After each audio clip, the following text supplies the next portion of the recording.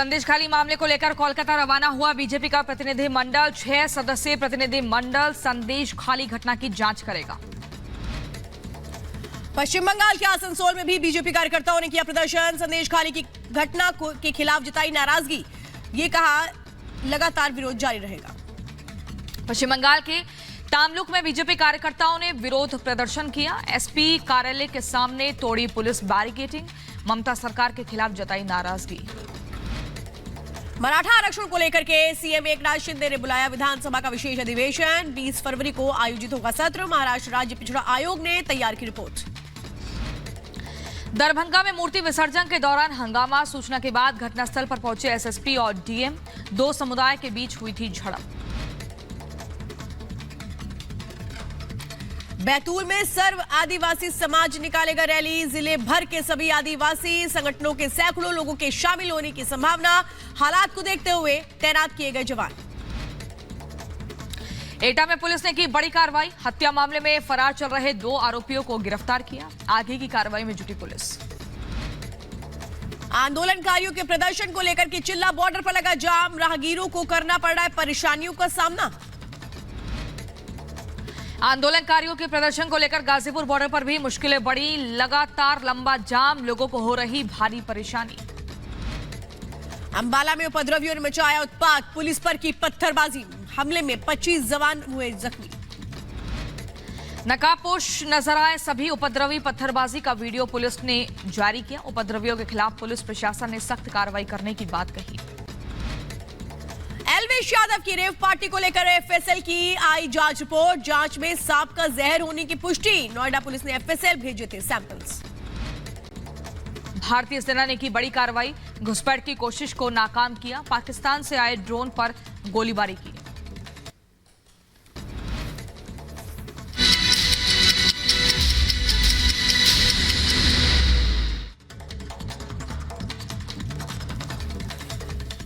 बात यूपी के कानपुर की करते हैं। यूपी के कानपुर में ताज पैलेस के बेसमेंट में भयंकर आग लग गई।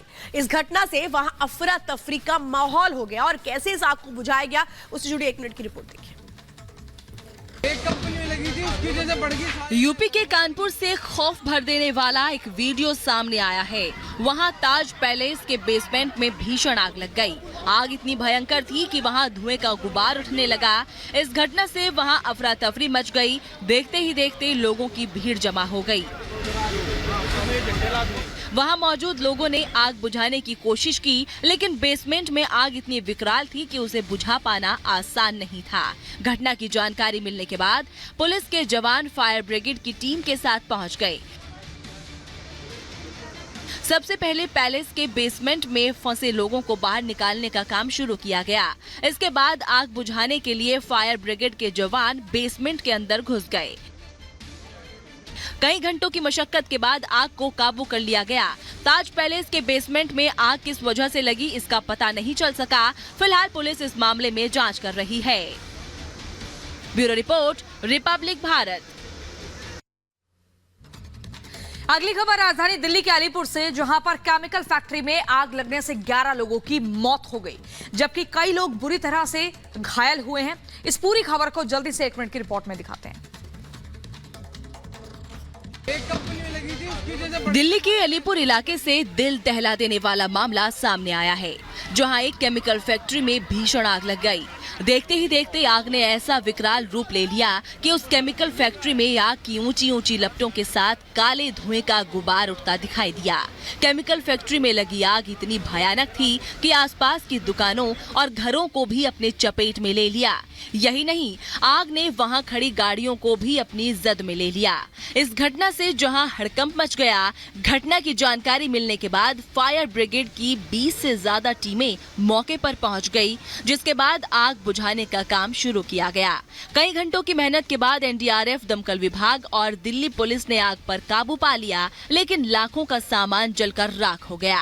केमिकल फैक्ट्री में आग लगने की वजह से कई लोग आग की चपेट में आ गए, जिन्हें फौरन अस्पताल में भर्ती कराया गया। पुलिस ने इस मामले में केस दर्ज कर जांच शुरू कर दी है।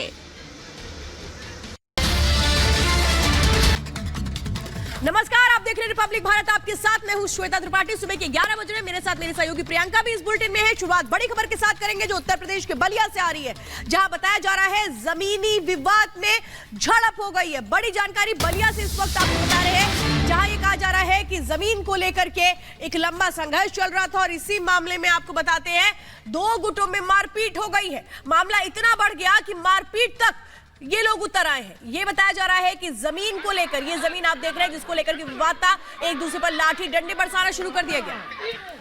बिल्कुल, देखिए बड़ी खबर आपको बता रहे हैं बलिया से, जहां पर 2 गुटों में मारपीट हुई। मारपीट में कई लोग गंभीर रूप से घायल हुए। जमीनी विवाद को लेकर ये संघर्ष बढ़ता ही चला गया। तस्वीरों में आप देख रहे हैं, ये सब कुछ कैमरे में कैद हो रहा था। मारपीट में कई लोग बुरी तरह से घायल हुए हैं। आप देखिए यहाँ पर जो लोग हैं वो हाथ में लाठी डंडे लेकर पहुंचे और एक दूसरे के साथ मारपीट कर रहे हैं। यहाँ पर विवाद है जमीन को लेकर, और जमीन को लेकर जो विवाद है ये बढ़ता ही चला गया, संघर्ष में तब्दील हो गया। कई लोग जख्मी हुए हैं।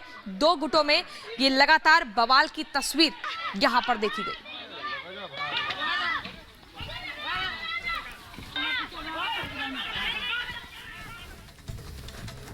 और अब बिहार के दरभंगा से आपको खबर बताते हैं, जहां पर मूर्ति विसर्जन के दौरान 2 गुटों में जमकर बवाल उत्पात हुआ। और ऐसे में इस पूरे उत्पात के दरमियान कई लोग जख्मी भी हुए हैं, घायल हुए हैं। आखिर ये मामला इतना उग्र कैसे हुआ, आप देखिए इस रिपोर्ट में।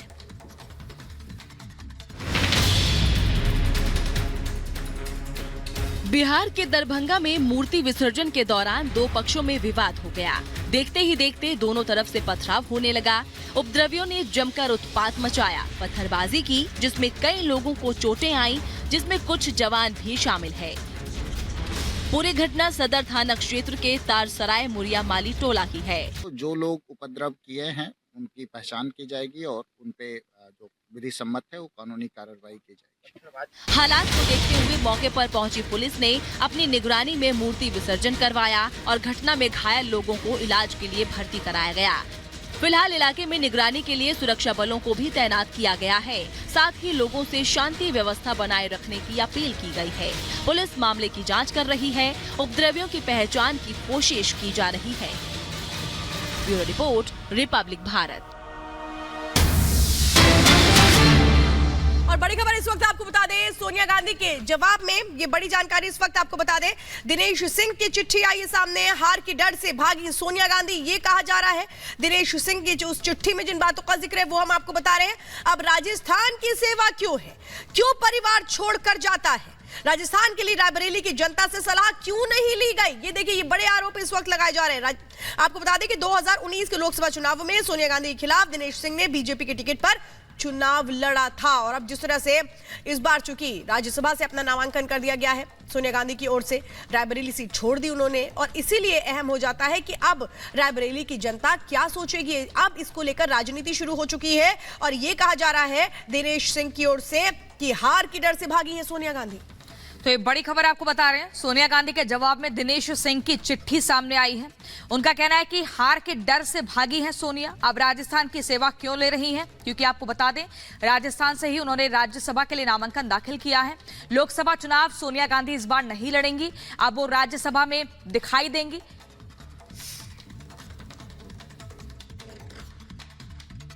सर, आपने पत्र देखा सोनिया गांधी जी का? पत्र में जो बातें कह रही हैं, बिल्कुल, पत्र में उन्होंने रायबरेली को अपना परिवार माना। मुझे दुख इस बात का है कि क्या इसे ही परिवार कहते हैं? अगर वो सोनिया गांधी का परिवार रायबरेली होता तो परिवार को छोड़ के जाना चाहिए क्या?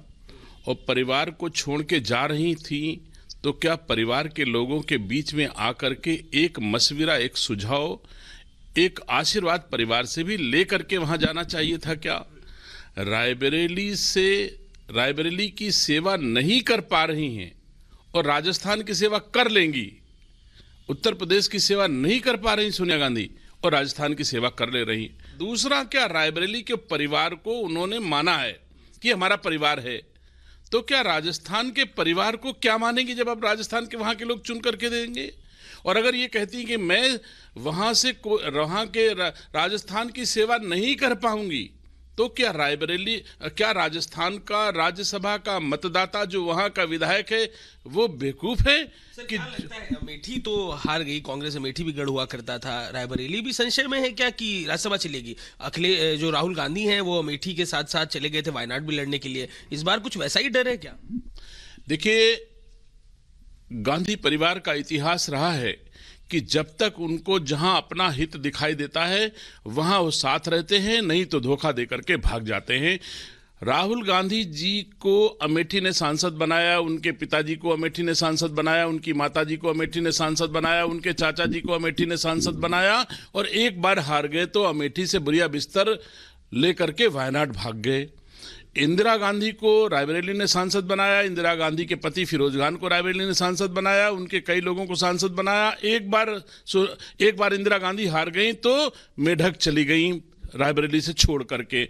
उसी भांति सोनिया गांधी को लगा कि अब रायबरेली से हम हार जाएंगे, तो हारने से पहले उन्होंने अपने को रायबरेली छोड़ दिया, रायबरेली के साथ धोखा करके भाग के राजस्थान चली गई। तो ये इनका इतिहास ही रहा है गांधी परिवार का, अपने फायदे के अलावा इनको दूसरे के हित के लिए कभी संघर्ष करते हम लोगों ने नहीं देखा। तो बड़े आरोप लगाए गए हैं कांग्रेस पर कि सिर्फ अपना भला सोचती है, बाकी किसी के बारे में नहीं सोचती। चलिए बात करते हैं अगली खबर की। यूपी के बरेली में ऑल इंडिया मुस्लिम जमात के अध्यक्ष मौलाना शहाबुद्दीन ने राज्यसभा सीट को समाज लेकर के अब समाजवादी पार्टी के अध्यक्ष अखिलेश यादव पर निशाना साधा है। इससे जुड़ी एक मिनट की रिपोर्ट देखिए।